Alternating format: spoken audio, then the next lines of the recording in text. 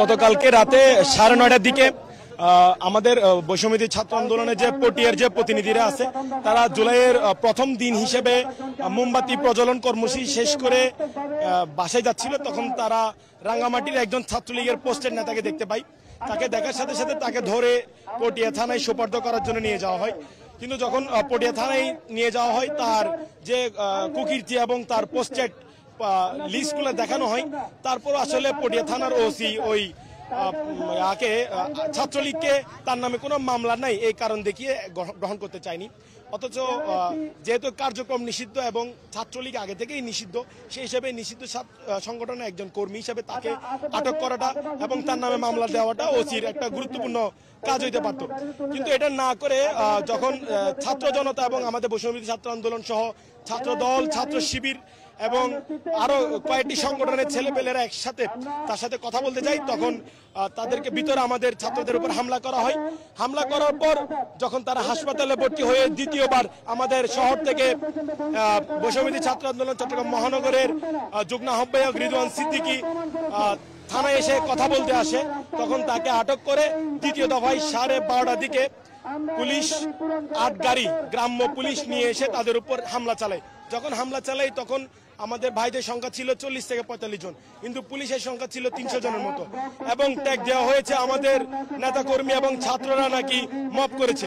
কিন্তু এই যে 40 জনের উপর 300 জনের লাঠিচার্জ এবং বাজেভাবে যে হামলা করা হলো, এটা যে এক প্রকার মব সেটা ওসি কোনোভাবে বুঝে উঠতে পারছে না। ওটার প্রেক্ষিতে আজকে আমরা এখানে কর্মসূচি দিয়েছি। যতক্ষণ পর্যন্ত ওসিকে প্রত্যাহার করা না হচ্ছে এবং যতক্ষণ পর্যন্ত এসপি এই হামলার সুষ্ঠু একটা জবাব না দিচ্ছে, ততক্ষণ পর্যন্ত আমরা এখানে থাকবো। দেখেছেন 5 আগস্টের পরবর্তী সময় থেকেই যখন এই সন্ত্রাসীদেরকে ধরে নেওয়া যাওয়া হয় তখনই তারা মব বলে আখ্যায়িত করে এবং এটা তাদের একটা পলিসি হয়ে গেছে। আওয়ামী লীগকে সেভ করার জন্য তাদের একটা পলিসি হয়ে গেছে যে মব বলে আমাদেরকে দোষারোপ করা হচ্ছে বারবার। তো আমাদের আজকে তো আর মব করা হয় না, আজকে কেন তাহলে আমাদের সহযোদ্ধাদের উপর হামলা করা হলো, আজকে কেন আমার বোনকে আহত করা হইলো পিটায়ে? তো এইটার জবাব তো নাই, এটার ভিডিও তো আপনারা পান নাই আজকে সকালে। তো আমরা পরিষ্কারভাবে বলতে চাই, এখন আর মব বলে আওয়ামী লীগের সেফগার্ড হওয়ার কোন সুযোগ এই বাংলাদেশে আর থাকবে না। শুধুমাত্র পটিয়ায় নয়, সারা বাংলাদেশের প্রত্যেকটা থানায় প্রত্যেক সহযোদ্ধাদেরকে আমরা আহ্বান জানাই, মব বলে যদি কোনো থানায় আমাদেরকে রোধ করার চেষ্টা করা হয়, আমাদেরকে আওয়ামী লীগের বিচার নিশ্চিতে বাধাগ্রস্ত করা হয়, তখন আমরা সেটা আর মেনে নিব না, আমরা প্রতিরোধ করব। আপনারা এখন কি চান একটু যদি বলেন আপনাদের দাবিটা।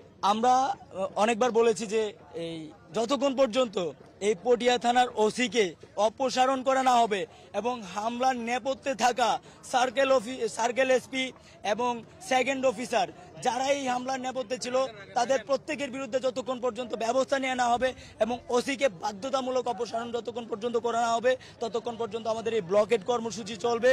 এবং আপনারা দেখেছেন যে 5 তারিখের পর থেকে 5 আগস্টের পর থেকে যখনই আমাদের সহযোদ্ধারা বিভিন্ন সময় বিভিন্ন জায়গায় বাংলাদেশের যারা ছাত্রলীগের সন্ত্রাসী বা আওয়ামী লীগের সন্ত্রাসীদেরকে পুলিশের কাছে সুপর্দ করতে নিয়ে যাওয়া হচ্ছে, তখনই তারা মব বলে সেটাকে চালিয়ে দিচ্ছে এবং এটা একটা নতুন পলিসি তৈরি করে নিয়েছে আওয়ামী লীগের সেফগার্ড হিসেবে।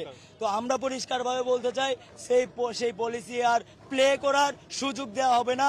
এখন থেকে বাংলাদেশের প্রত্যেকটা জায়গায় প্রত্যেকটা থানায় আমাদের সহযোদ্ধারা আওয়ামী লীগকে ধরে নিয়ে যাবে এবং তাদের বিচার করতে হবে। যেই পুলিশ কর্মকর্তা যেই অফিসার তাদের ছেড়ে দেওয়ার জন্য সহযোগিতা করবে তাদের বিরুদ্ধে আমাদের অ্যাকশন থাকবে, তাদের বিরুদ্ধে আমাদের অবস্থান থাকবে। এবং স্বরাষ্ট্র মন্ত্রণালয়কে বলতে চাই, যদি আপনারা দায়িত্ব পালন করতে ব্যর্থ হন তাহলে দায়িত্ব ছেড়ে দেন, আপনাদের এই অর্থব্য এই দায়িত্বে থাকার কোনো প্রয়োজনীয়তা নাই। বাসে গিয়ে চড়ে ফুটেজ খাওয়ার জন্য আপনাদেরকে স্বরাষ্ট্র মন্ত্রণালয়ে বসানো হয় নাই, আওয়ামী লীগকে ধরে ধরে বিচার করার জন্য আপনাদেরকে বসানো হয়েছে। আন্দোলনের সময় আপনারা দেখেছেন আমরা পালিয়ে থাকার পরেও আমাদেরকে খুঁজে খুঁজে পুলিশ বের করেছে, কিন্তু এখন আমরা দেখতে পাচ্ছি যারা আমাদেরকে গুলি চালিয়েছে তারা প্রকাশ্যে ঘোরাঘুরি করছে কিন্তু তাদেরকে ধরা হচ্ছে না। তো আমরা পরিষ্কারভাবে বলতে চাই, এখন আর সেই সেফগার্ড পলিসি মব বলে পলিসি সেটা আর প্লে করার সুযোগ নাই এবং দ্রুত সময়ের মধ্যে আমাদের যে এখন বর্তমান দাবি পটিয়া থানার ওসিকে অপসারণ সেটা নিশ্চিত করতে হবে, তারপরে আমরা অবরোধ ছাড়ব।